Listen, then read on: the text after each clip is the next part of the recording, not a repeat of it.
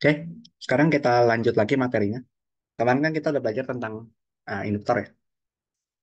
Jadi sekarang kita masuk ke arus AC atau arus bolak-balik. Nah, di induktor atau induktansi elektromagnet kan kemarin kan kita udah belajar tentang rangkaian RL ya. Nah, di arus bolak-balik ini nanti kita juga bakal ketemu sama rangkaian listrik. Biasanya rangkaiannya gabungan dari ketiga komponen, yaitu R, L, sama C. Kayak gitu. Tapi yang membedakan antara arus AC ini dengan, apa sih namanya? Dengan rangkaian RL atau RC sebelumnya itu adalah sumber tegangan yang digunakan gitu ya. Kalau sebelumnya kan pas kita bahas tentang RC gitu ya, rangkaian RC atau misalkan rangkaian RL, itu sumber tegangan yang kita gunakan kan adalah tegangan searah semua ya, itu baterai gitu. Baterai ini dia tegangannya satu arah, jadi arusnya cuma ngalir misalkan keluar dari kutub positif baterai, nanti jalan masuk lagi ke kutub negatifnya. Gitu juga untuk kasus yang ini, kayak gitu. Nah, kalau misalkan di arus AC, sumber tegangan ini kita ganti menggunakan suatu generator sinusoidal. Bukan generator sinusoidal sih. Suatu generator listrik yang dia tegangannya itu berubah-berubah terhadap waktu. Gitu ya. Jadi nanti si baterainya itu kita ubah menjadi suatu generator yang tegangannya itu berubah-berubah terhadap waktu. Atau kita sebutnya adalah generator AC. Generator AC. AC itu kepanjangannya alternating current ya. Atau arus yang alternating. Bolak-balik berubah-berubah terhadap waktu. Nah, gitu juga untuk rangkaian RL. Jadi nanti di rangkaian RL ini kita ubah si baterainya itu menjadi generator AC. Nah, pada generator AC yang membedakan dengan si baterai biasa atau sumber tegangan searah itu adalah polaritinya bisa balik-balik. Jadi kadang positifnya di kanan, negatifnya di kiri, gitu ya, kutubnya. Atau kadang nanti bisa berubah juga, eh, kutub positifnya di kanan, kutub negatifnya di kiri. Akibatnya nanti arusnya itu geraknya bukan satu arah doang kayak gini. Tapi kadang searah jarum jam terus nanti muter lagi berlawan jarum jam gitu. Jadi bisa muter apa? Arahnya osilasi gitu ya. Goyang-goyang. Nah, itu adalah generator alternating current atau AC. Nah, generator AC itu sebenarnya ada banyak jenisnya. Kayak misalkan ada yang sinyalnya itu kalau kita gambar, ini tegangan terhadap waktu gitu ya. Kalau untuk baterai, tegangan terhadap waktu itu nilainya cenderung konstan. Kalau baterainya ideal. Jadi nggak berkurang-berkurang gitu nilai tegangannya. Katakanlah di awalnya itu 10 volt, maka ya udah nilainya mau waktunya bertambah seberapa lama pun, itu tegangannya bakal tetap 10 volt. Nah, tapi kalau di generator AC, dia tegangannya itu naik turun karena polaritinya bisa bolak-balik gitu ya. Kadang dia nilainya positif gitu ya, pakai warna merah misal. Kadang dia nilai positif, kadang tiba-tiba drop jadi negatif. Terus nanti setelah beberapa waktu dia positif lagi, terus balik lagi jadi negatif kayak gitu. Jadi nilainya naik turun. Kadang positif, kadang negatif, dan interval berapa lama dia positif dan berapa lama dia negatif itu biasanya konstan. Nah, itu yang kita sebut dengan namanya periode. Periode itu adalah waktu dia positif ditambah waktu dia negatif. Satu siklus. Nah, ini periode. Jadi berapa lama waktu dia untuk mengulangi siklus yang sama. Dari dia awalnya positif, drop ke negatif, terus balik lagi ke positif. Nah, ini periodenya. Kayak gitu. Nah, ini salah satu contoh generator AC yang sinyalnya itu bolak-baliknya secara spontan. Jadi dia awalnya konstan, misalkan nilainya 100 volt gitu, tiba-tiba drop jadi minus 100, lalu naik lagi jadi 100. Ada banyak jenisnya. Cuma yang umumnya sering digunakan di TPB itu adalah generator AC yang dia tegangan terhadap waktu itu bervariasinya secara harmonik atau sinusoidal. Gitu ya. Jadi pas kita gambar, grafiknya itu merupakan fungsi sinusoidal. Kayak kadang bisa bisa kayak gini. Kalau kayak gini berarti nanti si tegangan itu bisa kita tuliskan sebagai Vm sin omega T gitu ya. Yang mana Vm itu adalah amplitudo dari tegangannya. Jadi puncak dari si variasi ini berapa? Puncak atau lembah terendahnya gitu. Gitu. Atau bisa juga dinyatakan sebagai fungsi cos. Kalau dinyatakan sebagai fungsi kos berarti apa? Ketika T sama dengan nol dia puncak dulu. Puncak dulu kayak gini.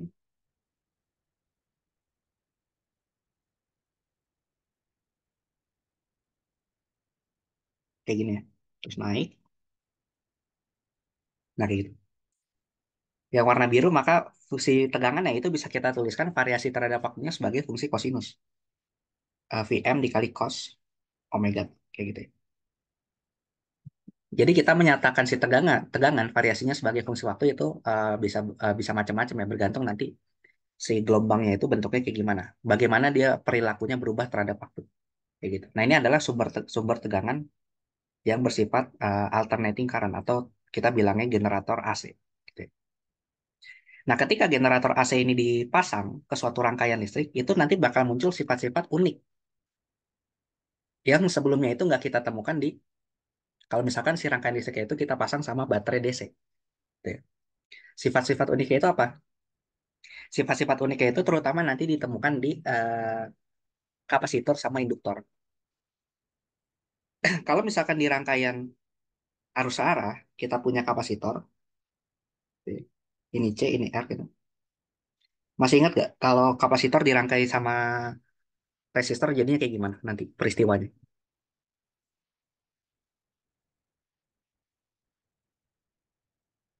Lupa yang sebelum UTS.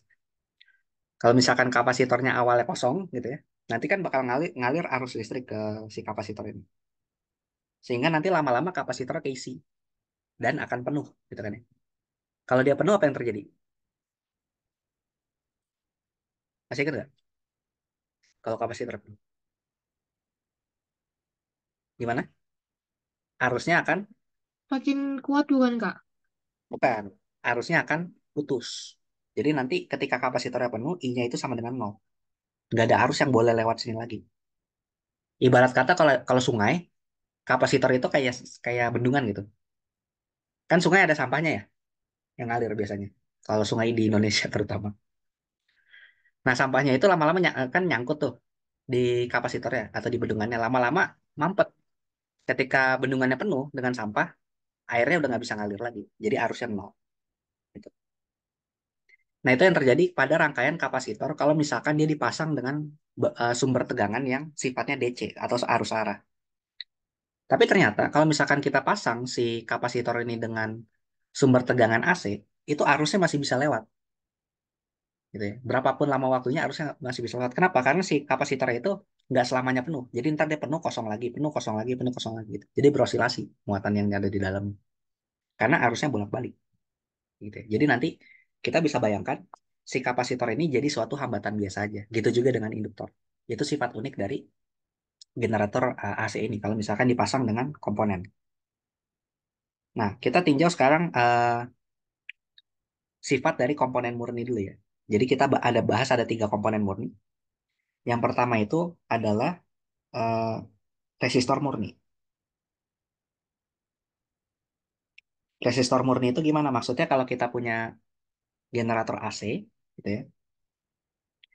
Terus generator AC-nya ini kita pasang sama resistor aja, gitu. Berapapun jumlah resistornya nggak harus satu, bisa banyak, bisa 1.000 resistor pun sekalipun. Kalau asalkan cuma ada resistor doang, nggak ada C, nggak ada L gitu ya, nggak ada kapasitor dan induktornya. Maka itu kita bilangnya rangkaian adalah resistor murni, gitu ya. Bentuk paling sederhana adalah kayak gini. Ini kita punya satu generator AC sama kita punya satu resistor. Kayak gitu.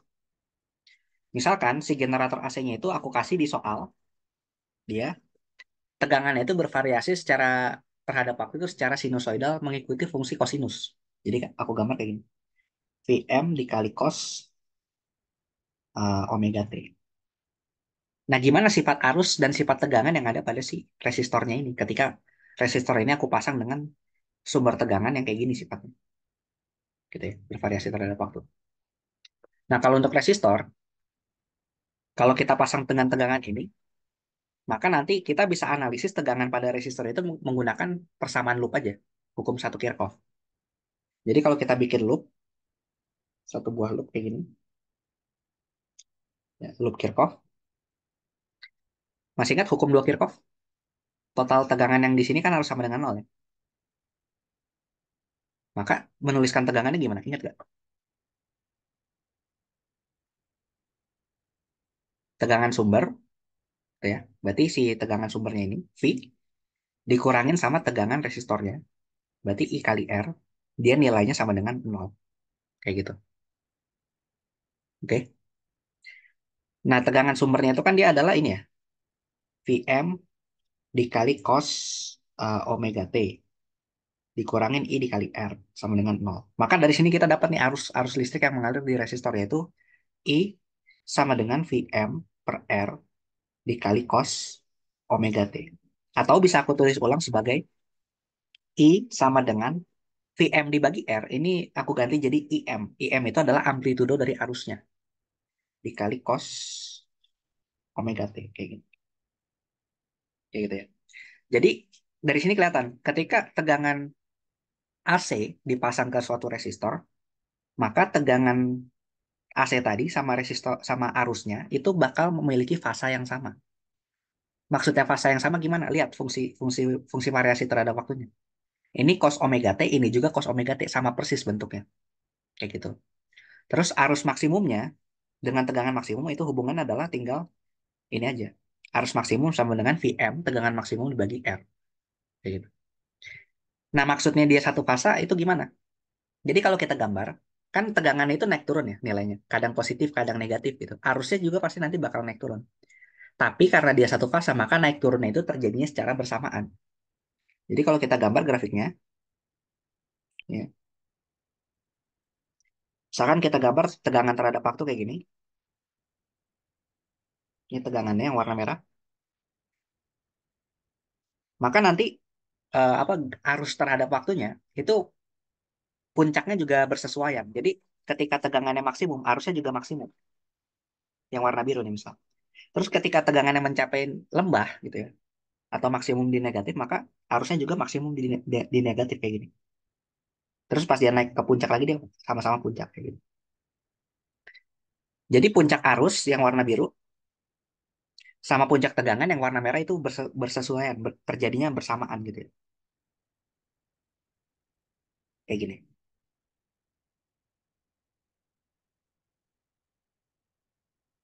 Kayak gitu.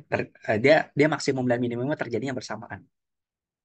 Sehingga kita bisa tulis beda fasa antara tegangan dan arus itu nilainya adalah nol. Ini beda fasa arus dan tegangan. Dia nilainya sama dengan nol. Kalau beda fasanya nol artinya ya tadi naik turunnya barengan, sama persis barengan. Tapi kalau ada beda fasanya, nah nanti berarti ada delay. Jadi misalkan tegangannya udah maksimum, arusnya belum. Kayak gitu. Oke. Nah, ini adalah sifat dari rangkaian resistor murni. Jadi kalau kita punya resistor dipasang arus AC, fungsi tegangannya maka fungsi arusnya itu bakal sama persis bentuknya. Kalau ini cos berarti ini cos. Kalau ini sin berarti ini juga sin. Kayak gitu. Bergantung nanti di soalnya dikasihnya apa. Terus nilai arus maksimumnya bisa dicari pakai tegangan maksimum dibagi R aja. Oke. Sampai sini ada pertanyaan nggak? Sudah, Kak. Masih Ya. aman nih, Kak. Nyaman. Sip. Nah, terus sekarang kita tinjau misalkan rangkaiannya adalah kapasitor murni.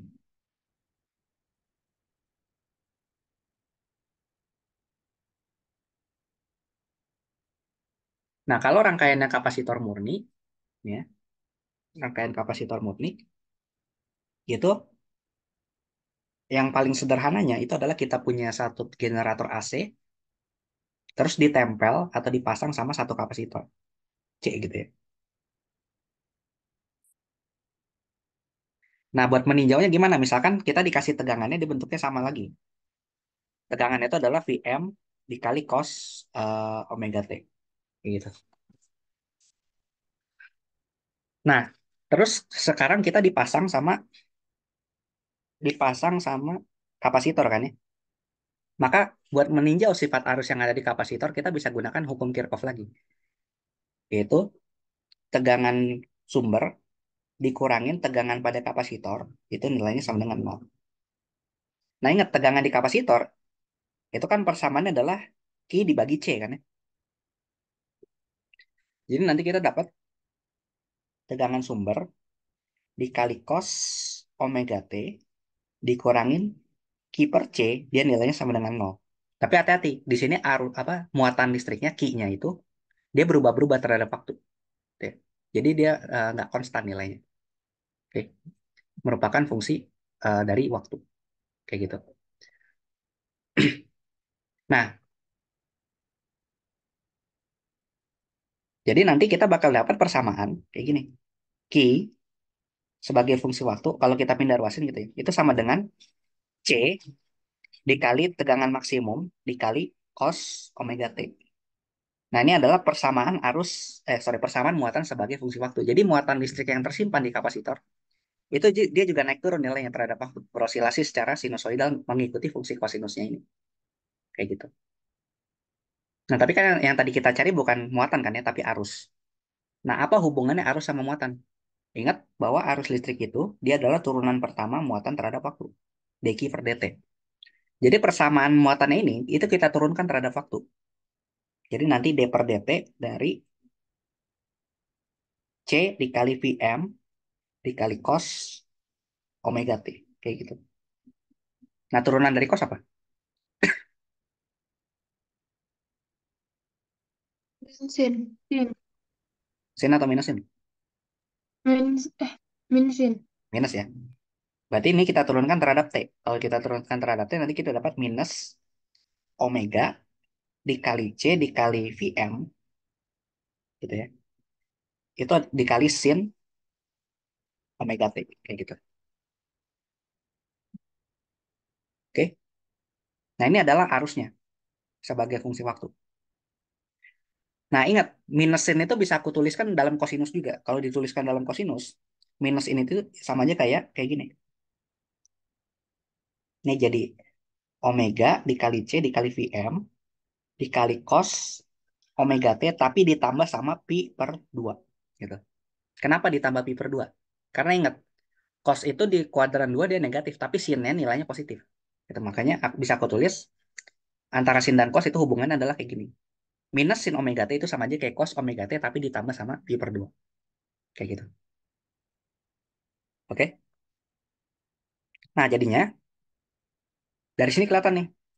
Kalau misalkan aku punya tegangan sinusoidal yang bentuknya fungsinya itu adalah Vm cos omega T, maka arus yang nanti bakal mengalir di kapasitor itu dia bentuknya adalah arus maksimum Im dikali cos omega T ditambah sama pi per 2. Jadi nggak sama persis, beda sama di resistor. Kalau tadi kan resistor tegangannya cos omega T harusnya juga cos omega T kan ya. Tapi sekarang kalau tadi di resistor ya. Kalau di kapasitor tegangannya cos omega T harusnya adalah cos omega T ditambah sama pi per 2. Ada tambahan ini. Gitu. Jadi ada perbedaan fasa sebesar pi per 2 antara tegangan dan arus. Kayak gitu ya. Ada perbedaan fasa sebesar pi per 2 antara tegangan dan arus. Jadi nanti aku bisa gambarkan bahwa beda fasa antara tegangan dan arusnya itu adalah pi per 2. Atau positif pi per 2 ya, positif. Atau arusnya itu mendahului tegangan. Mendahu, mendahului tegangan sebesar pi per 2. Jadi tegangannya ketinggalan. Kalau tegangannya ketinggalan, pas aku gambar grafiknya tegangan terhadap arus gitu ya. Sorry, grafik terhadap waktunya, variasinya. Ketika arusnya itu udah maksimum, ya, ketika arusnya udah maksimum, di sini misal, ini arusnya udah puncak, tegangannya itu masih nol, masih di sini. Terus ketika tegangannya udah turun, udah nol gitu ya. Kebalik. Ketika arusnya udah turun, jadi nol, tegangannya itu baru naik. Terus ketika arusnya udah bergerak ke negatif, tegangannya itu baru turun ke nol. Nah, pas arusnya udah naik lagi ke nol, tegangannya baru turun ke negatif. Kayak gini. Terus ketika arusnya balik lagi ke maksimum, tegangannya itu baru sampai di nol gitu. Jadi kalau yang warna merah ini itu persamaan apa grafik arus, yang biru ini adalah grafik tegangan. Jadi tegangannya ketinggalan sama arus sebesar 90 derajat atau pi per 2 gitu ya fasanya. Oke. Nah, di sini apa sih namanya? Di sini kan ada arus maksimum. Nah, yang menghubungkan antara arus maksimum dengan tegangan maksimum dari si apa sih namanya? Dari si kapasitor ini itu adalah arus maksimum itu dia nilainya sama dengan tegangan maksimum dikali dengan omega C.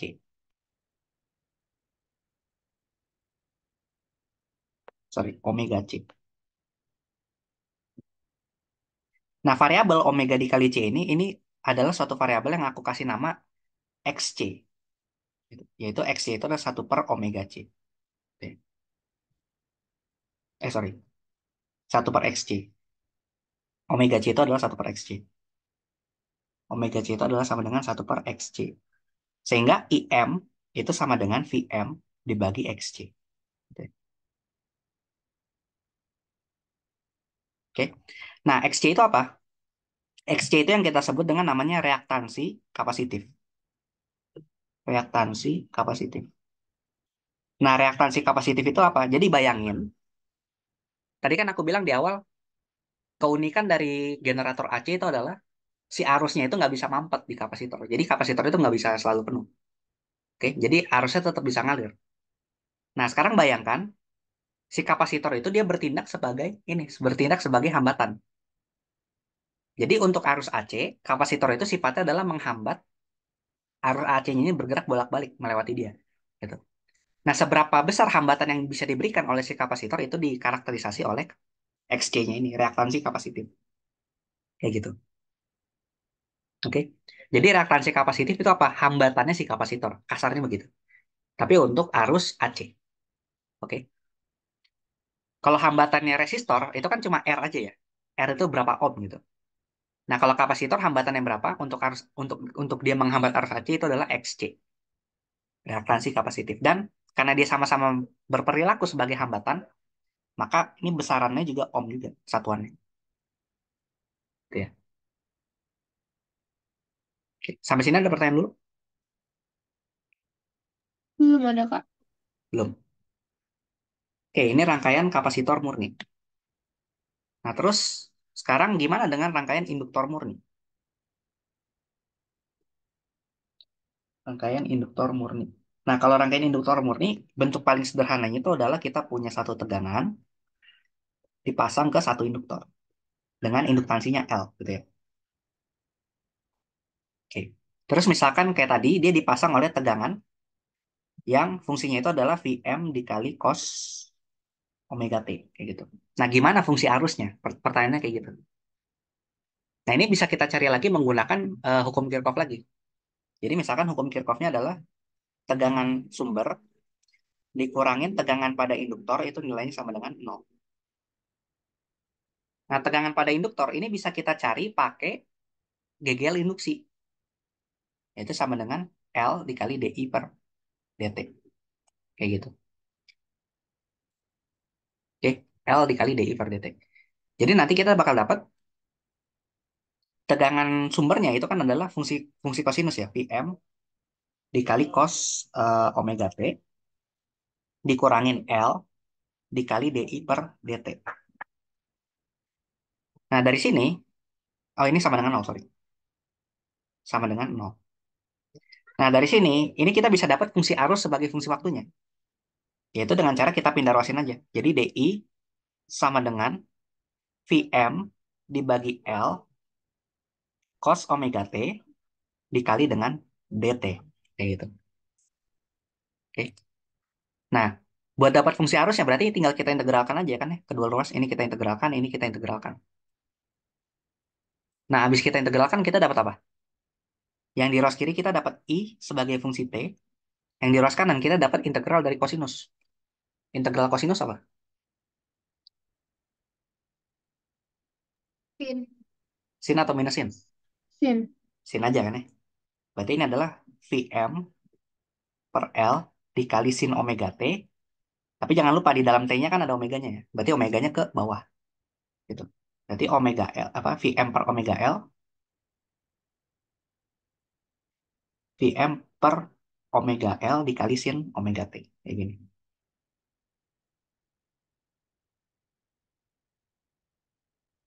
Oke.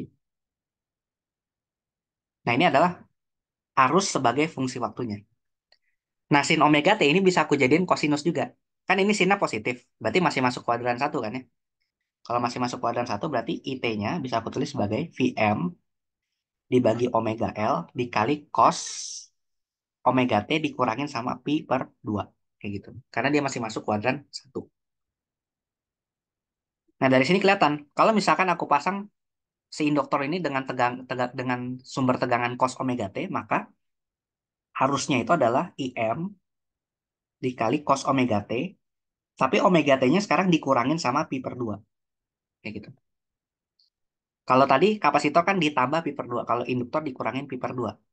Artinya terjadi beda fasa sebesar minus pi per 2 gitu, antara tegangan dan arus. Maknanya apa? Maknanya arusnya tertinggal sebesar pi per 2 dari tegangan. Kayak gitu ya. Arusnya tertinggal sebesar pi per 2 dari tegangan. Jadi kalau kita gambar grafiknya sebagai fungsi waktu gitu ya. Karena arusnya ketinggalan sama tegangan, maka gantian. Sekarang tegangan yang maksimum duluan. Jadi kalau aku gambar tegangannya itu udah di puncak ini ya. Tegangannya di puncak, arusnya masih nol. Nah, tegangan udah nol, arusnya baru naik ke puncak. Tegangan udah negatif, arusnya baru nol. Tegangannya udah naik lagi ke nol, arusnya baru negatif. Kayak gitu. Dan seterusnya. Yang biru itu arus, yang merah itu adalah tegangan. Jadi ini kebalikan dari, apa sih namanya? Kebalikan dari rangkaian kapasitor. Gitu ya. Nah, sama variabel omega dikali L, omega dikali L ini, itu bisa aku ganti sama suatu variabel baru yang kita sebut dengan namanya XL. XL itu adalah omega dikali L. Nah, XL itu adalah reaktansi induktif. Jadi si induktor ini dia juga berfungsi sebagai penghambat arus untuk arus AC-nya tadi. Kapasitor dia punya reaktansi kapasitif. Kalau induktor dia menghambatnya menggunakan reaktansi induktif. Jadi hubungan antara tegangan maksimum sama arus maksimumnya itu bisa kita dapat dari tegangan maksimum dibagi reaktansi induktifnya aja. Kayak gitu. Oke. Nah, ini untuk rangkaian induktor murni.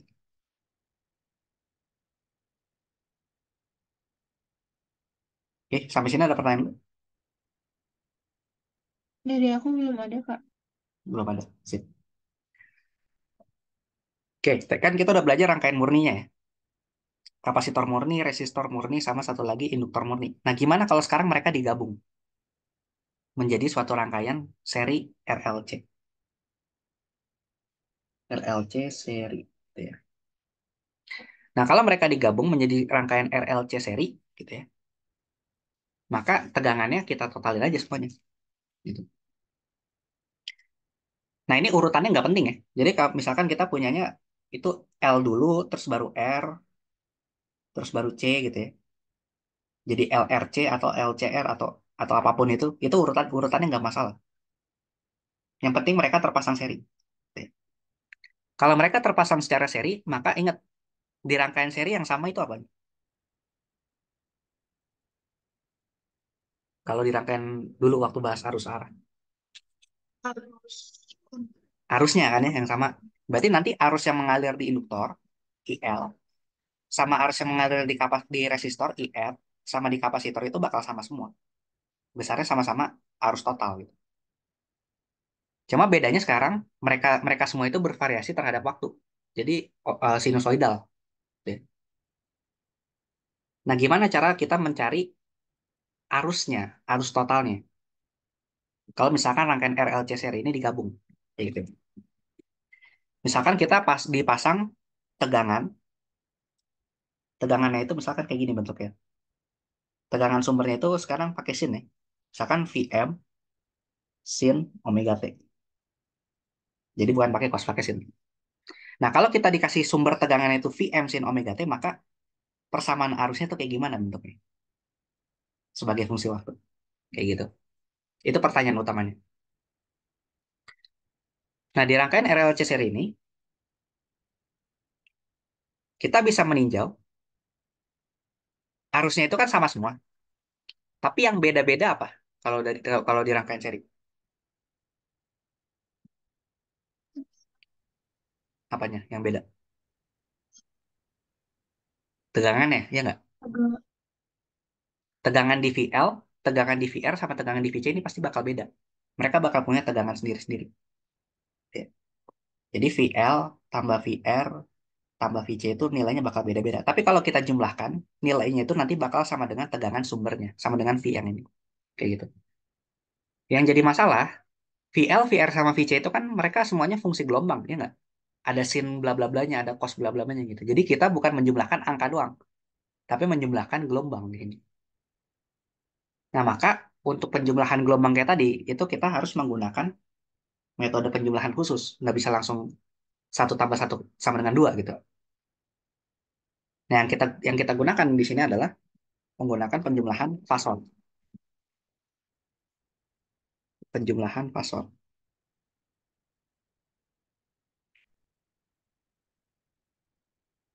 Oke.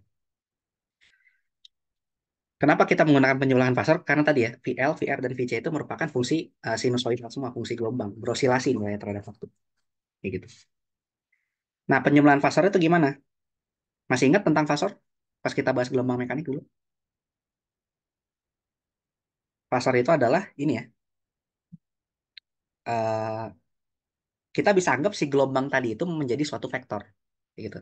Ya, misal kita menjumlahkan dua gelombang. Kita punya Y1 sama dengan A dikali sin omega T.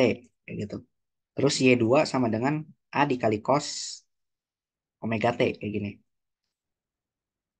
Kalau kita jumlahkan, Y1 ditambah Y2, itu kita bisa menggunakan fasor dengan cara si Y1 sama Y2 ini kita gambarkan menjadi suatu vektor. Cara ngegambar vektornya gimana? Yang kita jadiin acuan itu yang kosinusnya. Jadi, yang sinnya itu kita ubah jadi cos dulu aja. Berarti Y1 bisa kita ubah jadi A cos omega T dikurangin sama pi per 2. Karena kalau sinnya positif, maka cosnya itu berada pada dia apa? Pada kuadran satu. Kayak gitu. Nah, cara ngegambar fasornya gimana? Cara ngegambar fasornya, itu lihat kosinusnya yang nggak ada tambahan apa-apa di belakangnya. Kalau nggak ada tambahan apa-apa di belakangnya itu bisa kita gambarkan dia fasornya itu sejajar aja sama sumbu X. Berarti kayak gini. Nah, ini adalah fasor dari Y2. Oh, misalkan amplitude aku bedain aja deh. Yang Y2 itu amplitude misalkan B. B. Jadi aku gambar fasor dari Y2 itu adalah di panah warna merah ini. Yang arahnya sejajar sama sumbu X ke kanan. Panjang dari panahnya berapa? Panjang dari panahnya itu sama kayak amplitudenya. Berarti sama dengan B. Kayak gitu. Itu fasor untuk Y2. Nah, fasor untuk Y1 gimana? Nah, Y1 itu kan amplitudenya adalah A. Berarti nanti aku gambar panah yang panjangnya adalah A. Tapi, karena di sini Y1 itu ada beda fasa sebesar minus pi per 2, gitu ya. Maka, itu sama aja kayak dia membentuk sudut sebesar minus 90 derajat terhadap terhadap si B ini. Kayak gitu. Kalau minus 90 berarti kemana arahnya? Ke atas atau ke bawah? ke bawah. Ke bawah ya. Berarti nanti si fasor Y1 tuh aku gambarnya kayak gini. Dia itu ke bawah dengan panjangnya itu adalah A. Kayak gitu. Jadi aku dapat dua fasor sekarang. Ada yang ke kanan, ada yang ke bawah.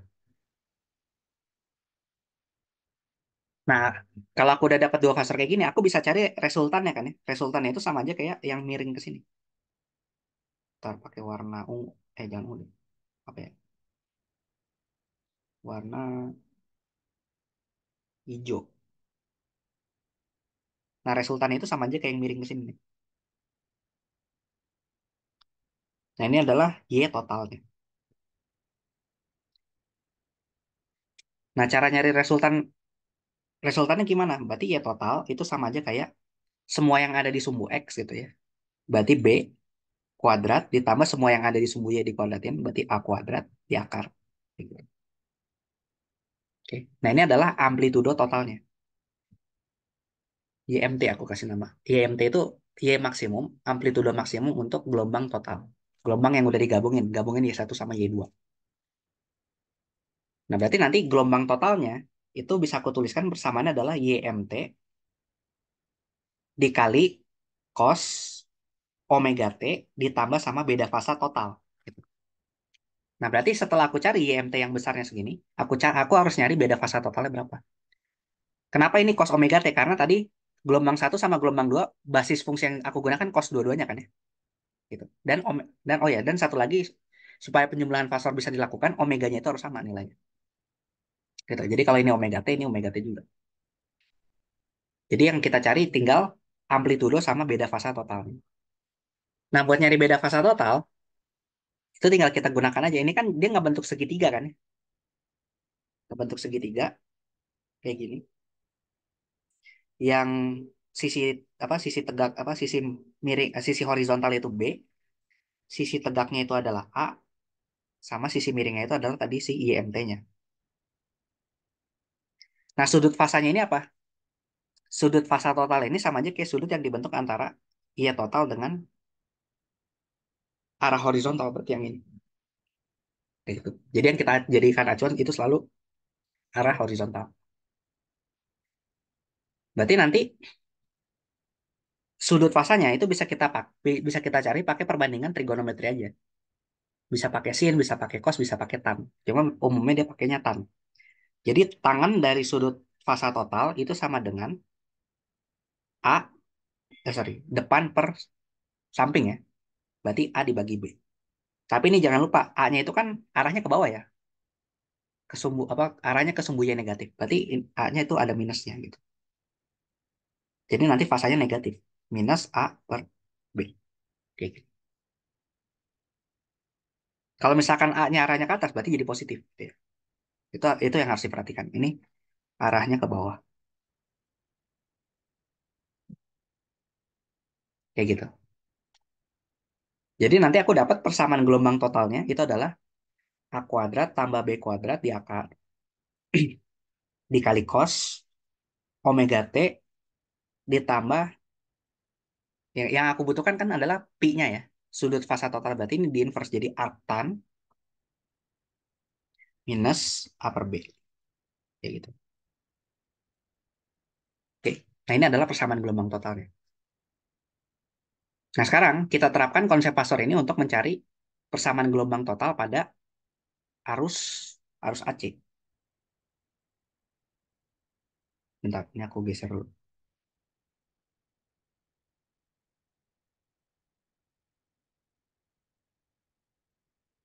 Nah, oke. Tapi sebelumnya ada pertanyaan dulu nggak sampai sampai penjumlahan Pastor ini? Belum ada sih Kak kalau dari aku. Oke. Belum. Oke, kita lanjut dulu ya. Nah,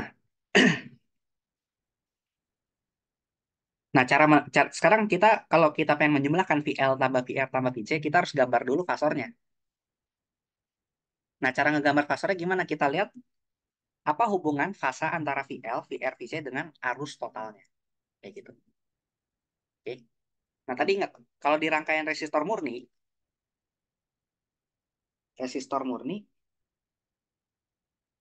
dia arus sama tegangannya beda fasanya berapa?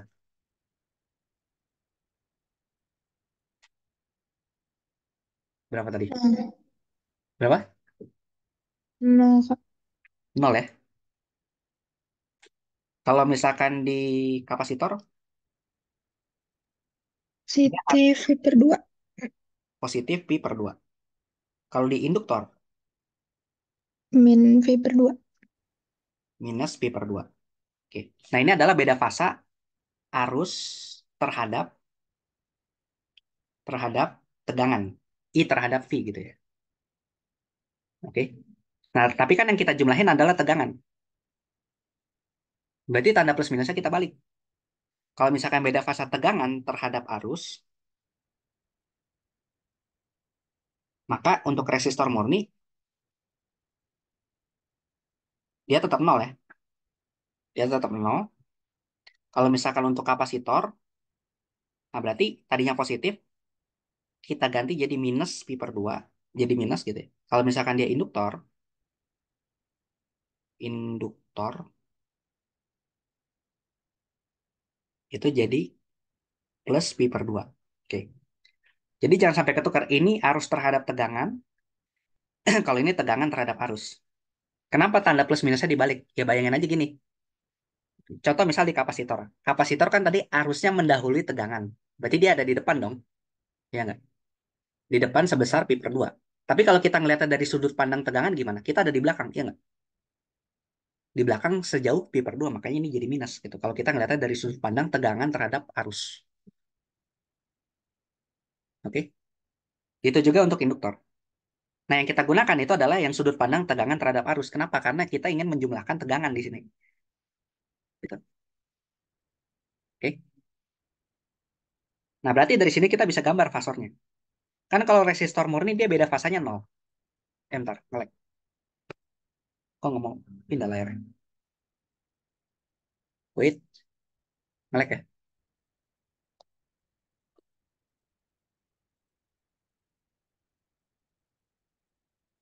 Bentar, bentar. Ini agak ngelek jaringannya.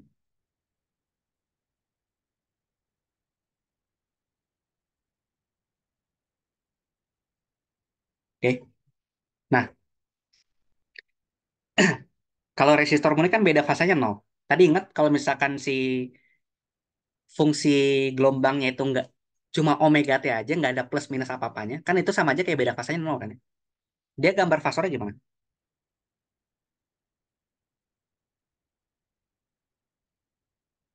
Kalau misalkan aku punya fungsinya A So, sin omega t doang kayak gitu, nggak ada plus apa-apanya, berarti gimana gambar fasornya? di titik nol bukan Kak? Bukan di titik Oh, nol, iya. sejajar Oh, dengan iya. sumbu x-nya kayak gitu. Nah, kalau di sini nggak ada penjumlahan apa-apa, itu sama aja kayak beda fasanya nol. Gitu. Berarti kalau yang kapasitor itu sama aja kayak dia A sin omega t dikurangin pi per 2, ya nggak? Karena di sini ada beda fase sebesar minus pi per 2. Berarti untuk kapasitor, pasornya gimana? Ke bawah ya, kayak gini. Ini yang merah itu adalah tegangan untuk resistor. Yang kuning itu adalah yang ke bawah, itu tegangan untuk kapasitornya. Kalau induktor, dia kan beda fasanya adalah positif pi per 2. Berarti nanti si induktor dia gambarnya ke atas.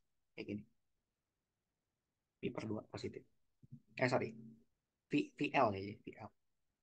Kayak gitu. Nah, ini adalah fasor-fasornya. Kayak gitu. Nah, udah kan kita sekarang udah punya tiga fasor ya. Satunya ke kanan, satu ke atas, satu ke bawah. Berarti gimana?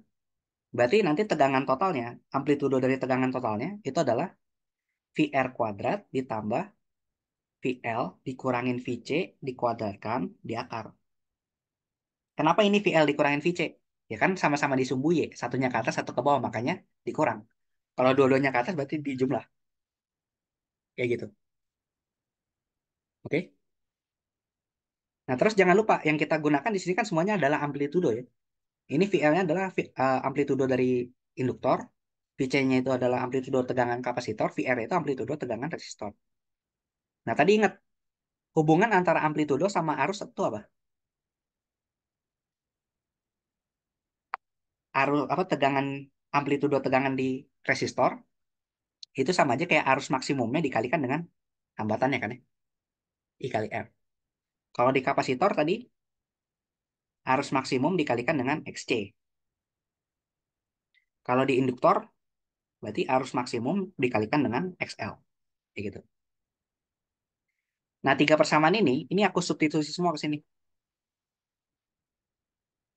Kalau aku substitusi semua ke situ, nanti aku bakal dapat persamaan tegangan maksimum itu sama dengan I dikali R kuadrat ditambah I dikali XL dikurangin I dikali XC kuadrat di akar. Nah, ini I-nya bisa keluar semua kan ya? Bisa keluar dari akar. Ya nggak? Berarti aku nanti dapat tegangan amplitudo tegangan maksimum itu adalah arus maksimum dikali R kuadrat ditambah XL min XC kuadrat di akar. Sorry, akarnya di sini. Kayak gitu. Nah, terus amplitudo tegangan maksimumnya ini, amplitudo tegangan totalnya, VTM, itu bisa aku tuliskan sebagai arus totalnya, arus maksimumnya dikalikan dengan suatu variabel yang aku sebut dengan namanya impedansi Z. Gitu. Nah, impedansi Z ini apa? Impedansi ini itu sama aja kayak hambatan total. Tapi hambatannya bukan cuma terdiri dari R aja, tapi terdiri dari hambatan akibat induktornya XL dan juga hambatan akibat kapasitornya XC, kayak gitu. Nah, itu adalah impedansi. Jadi hambatan total akibat kontribusi seluruh komponen, gitu ya. Jadi persamaan ini bisa aku ubah jadi IM dikali Z gitu ya, sama dengan IM R kuadrat tambah XL min XC kuadrat di akar. Gitu. Nah, ini IM-nya bisa aku hilangin semua kan ya? Habis. Jadi aku dapat ternyata, oh kalau kita pengen mencari impedansi total dari rangkaian RLC seri, kita bisa langsung pakai persamaan ini aja. Yaitu R kuadrat tambah XL min XC kuadrat di akar. Tapi ingat, ini cuma berlaku untuk RLC yang terpasang secara seri. Kayak gitu. Kalau misalkan dia paralel ya berarti nanti beda lagi. Karena fasornya pasti beda. Kayak gitu. Oke, sampai sini ada pertanyaan? Masih aman, Kak. Masih aman. Oke, nah kita udah mendefinisikan impedansi ya. Terus tegangan totalnya adalah ini. Berarti nanti fungsi arus totalnya kan tadi kita di awal aku pasang tegangan total itu adalah Vm sin omega t kan ya. Ini tegangan sumbernya. Maka nanti arus totalnya itu fungsinya adalah Im dikali sin omega t ditambah sama beda fasa total gitu. Nah, beda fasa total ini akibat kontribusi dari seluruh komponen R, L, dan C-nya. Nah, arus maksimumnya nyari gimana ya? Tinggal kita gunakan hubungan ini aja. Kalau arus maksimum itu nilainya sama dengan tegangan maksimum sumbernya dibagi sama impedansi totalnya. Nah, buat nyari beda fasa totalnya gimana? Kita lihat tadi fasornya. Fasornya itu kan tadi ke kanan itu ada VR, ke atas itu ada VL, ke bawah itu ada VC kan ya. Nah, VL sama VC kalau udah kita kurangin, kan nanti bisa kita gambar ulang jadi kayak gini ya. Jadi segitiga siku-siku. Nah, yang sisi tegaknya ini, itu adalah VL dikurangin VC. Kayak gitu. Sisi miringnya ini sama dengan amplitudo tegangan totalnya, berarti VM tadi. Nah, maka sudut beda fasa totalnya itu adalah yang ini, P. Oke. Nah, jadi nanti buat nyari beda fasa total itu tinggal kita pakai tanah ya. Tangan Pi itu sama dengan VL dikurangin VC dibagi VR. Nah, kalau kita masukin VL, VC sama VR-nya itu pakai persamaan yang ini, gitu ya. Nanti beda fasa totalnya bisa kita sederhanakan jadi XL dikurangin XC dibagi sama R. Nah, ini adalah beda fasa total dari si rangkaian RLC tadi yang terpasang secara seri. Nanti udah dapat nilai tangannya berapa, kita inverse masukin ke sini. Dapatlah persamaan akhir dari si arus total. Kayak gitu. Jadi intinya kasus rangkaian RLC ini adalah kita ingin mencari persamaan dari arus totalnya kayak gimana, yang nanti kita bisa dapat si amplitudo arusnya berapa, impedansinya berapa, dan juga si apa beda fasa total si arusnya berapa dibandingkan dengan sumbernya. Kayak gitu. Oke, sampai sini aman? Dari aku masih aman, Kak. Aman. Sip. Oke, mungkin ini lagi ya. Materinya kita habisin dulu baru nanti contoh soal. Tapi aku pengen ke toilet dulu sebentar. Oke, tadi kita udah oh ya rangkaian RLC seri udah ya. Nah, sekarang ada satu pembahasan lagi yang menarik tentang rangkaian RLC seri, yaitu tentang daya disipasi sama konsep resonansi pada rangkaian RLC seri. Gitu ya. Nah, jadi yang namanya rangkaian listrik itu pasti bakal mengalami yang namanya disipasi daya. Disipasi daya itu apa? Jadi sebagian energi listrik yang diberikan oleh si sumber arus gitu ya, sumber tegangan, itu nanti bakal kebuang dalam bentuk panas karena adanya disipasi daya itu. Nah, kalau pada rangkaian DC, kalau pada rangkaian DC dia disipasi daya cenderung konstan nilainya yang bisa kita cari pakai V dikali I kayak gitu. Jadi kalau kita gambar grafiknya ini daya gitu ya terhadap waktu, maka dia daya disipasi itu nilai konstan terus. Ini untuk arus DC. Nah, tapi untuk arus AC kan dia bervariasi terhadap waktu gitu ya. Maka yang kita sering pengen cari itu adalah bukan bukan cuma daya biasa, tapi yang pengen kita cari itu adalah daya rata-rata gitu ya. Daya rata-rata. Nah, daya rata-rata dari arus AC gitu ya, itu bisa dicari menggunakan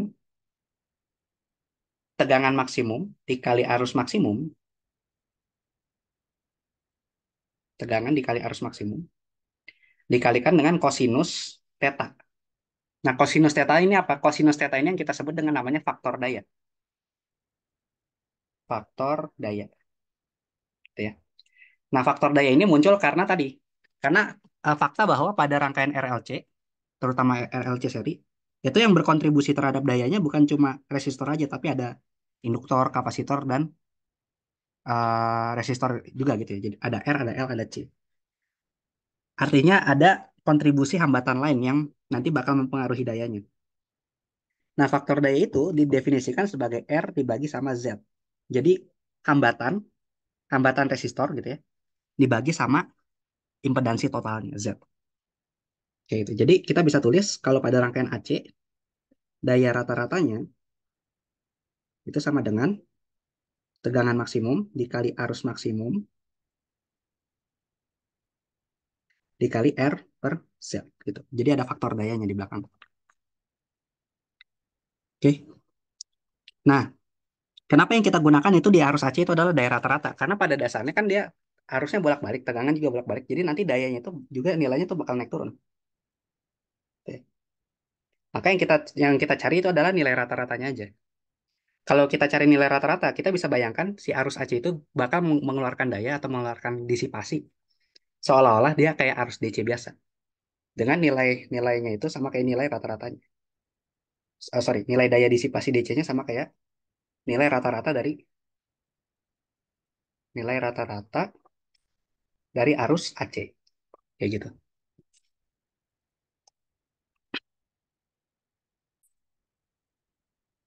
Oke, nah ini tentang daya disipasi ya, daya disipasi rata-rata. Jadi dayanya itu nggak semerta-merta dia bergantung sama arus dan tegangan aja, tapi bergantung juga nanti kontribusi si impedansinya gimana. Dan ingat tadi kan impedansi itu bergantung sama ini ya. Impedansi itu bergantung sama R kuadrat ditambah XL min XC kuadrat di akar gitu ya. Nah, XL min XC, XL sama XC ini kan dia bergantung sama omega. Omega itu frekuensi dari eh, apa frekuensi osilasi dari si tegangan dan arusnya. XL itu omega dikali L, XC itu adalah satu per omega C. Gitu. Artinya apa? Artinya daya disipasi rata-rata ini dia bergantung banget sama frekuensi. Bedanya sama arus DC itu gitu. Kalau arus DC kan dia ya udah konstan aja nilainya. Tapi daya disipasi itu bergantung sama frekuensi. Yang nanti bakal menentukan apakah si daya rata-ratanya itu ternyata semuanya dibuang jadi panas atau bisa sebagian disimpan dalam bentuk energi listrik dan energi magnet dalam kapasitor dan induktornya kayak gitu. Nah, ada satu kondisi khusus di mana dia si rangkaian AC ini dia bakal mengeluarkan daya disipasi yang sangat besar yang kita sebut namanya kondisi resonansi. Nah, kondisi resonansi itu terjadi ketika nilai XL-nya itu sama dengan XC. Jadi kan frekuensinya berubah-berubah dan omega apa si XL sama XC ini bergantung sama frekuensi. Jadi ada satu nilai frekuensi tertentu yang menyebabkan XL-nya itu bisa sama dengan XC. Nah, frekuensi itu yang kita sebut namanya frekuensi resonansi. Cara nyari frekuensi resonansi gimana? Ketika XL sama dengan XC, kita masukin aja XL kan omega dikali L. XC itu 1/omega dikali C. Jadi nanti dapat omega kuadrat sama dengan 1/LC. Yang mana omega itu adalah 2pi dikali frekuensi getarannya atau frekuensi osilasi tegangan dan arusnya. Jadi nanti dari sini kita dapat kalau kita substitusi frekuensi resonansi itu adalah 1/2pi dikali 1/LC di akar. Kayak gini. Nah ini adalah frekuensi resonansi dari rangkaian AC. Ya. Nah frekuensi resonansi ini harus dihindari.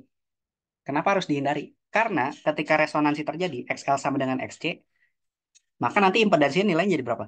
Jadi R kuadrat ditambah XL dikurangin XL kuadrat di akar kan ya. XL dikurangin XL kan jadi 0. Jadi nanti impedansinya nilainya sama dengan R. Gitu. Kalau impedansi sama dengan R, artinya mau kita pasang induktor atau kapasitor itu kayak seolah-olah mereka nggak ada. Jadi semua arusnya itu ngalir lewat resistor gitu. Jadi kayak seolah-olah padahal tadinya ada RL dan C gitu ya. Padahal tadinya rangkaian itu misalkan kayak gini, R, L sama C gitu. Gara-gara impedansinya itu gara-gara kondisi resonansi apa keberadaan L sama C-nya ini nggak ngaruh. Jadi semua semua dayanya tuh bakal terdisipasi lewat resistornya ini. Nah, itu adalah kondisi di mana nanti daya disipasi nilai maksimum. Jadi daya disipasi maksimum itu nanti nilainya adalah tegangan maksimum dikalikan arus maksimum. Nah, ini terjadinya ketika resonansi. Gitu. Nah, kenapa daya disipasi maksimum itu adalah hal yang kurang bagus pada rangkaian arus AC? Karena nanti energi panas yang dihasilkan tuh sangat besar, gitu ya. Kalau panas yang dihasilkan sangat besar, apa yang terjadi? Kabelnya bisa kebakar, gitu ya. Makanya ketika kita memasang rangkaian listrik, itu biasanya kan dipasang ke adaptor dulu ya. Gunanya adaptor itu adalah menyesuaikan frekuensi tegangannya supaya nggak sama dengan frekuensi resonansi dari komponen listrik yang kita punya. Tegangan dari PLN itu kalau nggak salah sekitar 50 Hz gitu ya, atau 60 Hz, aku lupa. Nah, kalau misalkan ternyata komponen kayak kayak contoh misal laptop gitu ya. Laptop kita itu tegangan resonansi 50 Hz juga frekuensinya. Terus dipasang langsung ke dinding tanpa pakai adaptor. Itu nanti bisa meledak laptopnya. Karena ini daya disipasi di komponen-komponen sirkuitnya itu besar sekali. Deh. Makanya digunakan adaptor untuk menyesuaikan si frekuensinya tadi biar lebih stabil. Kayak gitu. Nah, ini adalah prinsip tentang resonansi. Jadi daya disipasi maksimum itu terjadi ketika resonansi. Ini untuk mencari frekuensi resonansi dengan kondisi resonansi itu adalah ketika XL sama dengan XC. Kayak gitu kurang lebih. Sampai sini ada pertanyaan lu? Masih aman kak dari aku? Masih aman. Ya, kurang lebih itu sih materinya untuk rangkaian RLC seri. Kalau paralel biasanya nggak masuk ke kurikulum TPB, jadi ya kita fokus ke seri aja. Kalau belum ada pertanyaan, ya mungkin kita cukupkan dulu ya. Nanti bahas-bahas soalnya pas masuk bab berikutnya, di pertemuan berikutnya. Biasanya tuh materinya tuh paham kak, cuma pas eksekusi soalnya suka bingung. Nah, itu berarti harus banyak latihan kita. Iya, Yang berarti nanti ya, di pertemuan berikutnya awal-awal nanti aku bakal jelasin, bakal bahas-bahas beberapa soal dulu. oke kak. Oke kak. Oke, ya udah kalau gitu kita cukupkan dulu ya.